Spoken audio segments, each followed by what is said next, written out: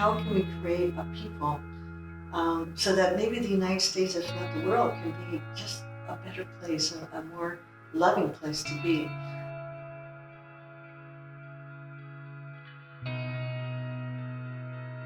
As a professor, my job is to try to help everybody get to the place where they can work from a perspective of social justice, work in the cross-cultural context, and to identify areas in which they themselves have to interject themselves to change the way people perceive themselves and even the way they perceive others.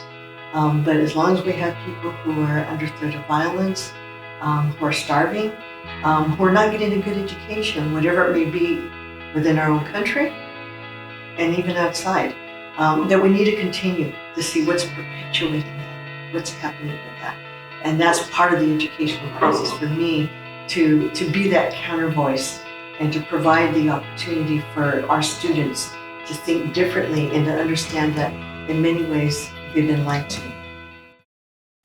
That I find that people want to be heard, and that it's important as a leader that even though you may not be able to attend to everyone's needs and priorities, that at least that you cared enough to listen to. That's part of the counseling process, is to invite the relationship.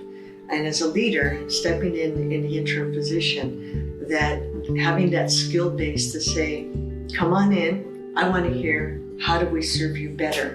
That comes with a counseling background. In addition to that, there is a lot of stress involved with being in a leadership role.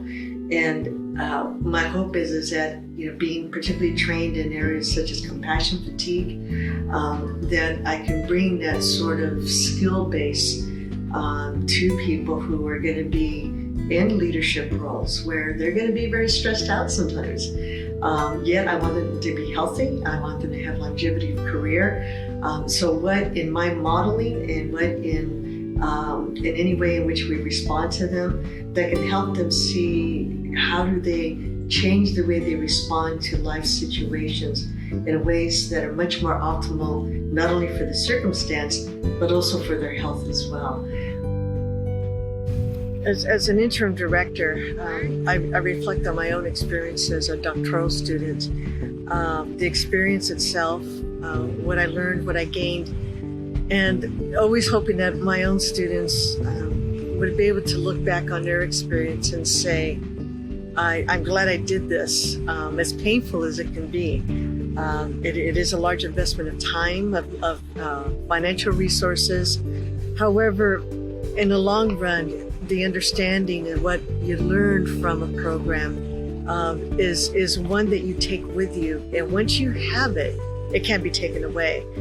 I have never heard of anyone with a doctorate degree to say it was easy. And if it was, I would probably say that they probably didn't get their money's worth. That you should always be challenged, you should always be stretched, that you should always walk away with some sort of new understanding and higher level thinking about your understanding of what's going on around you.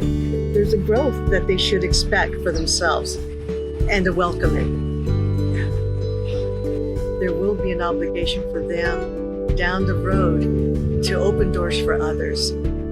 And that's part of the commitment that we make when we get the doctorate. It's not a terminal degree, that it's merely just another opportunity for us to have a higher understanding of what we see transpiring and making the changes necessary.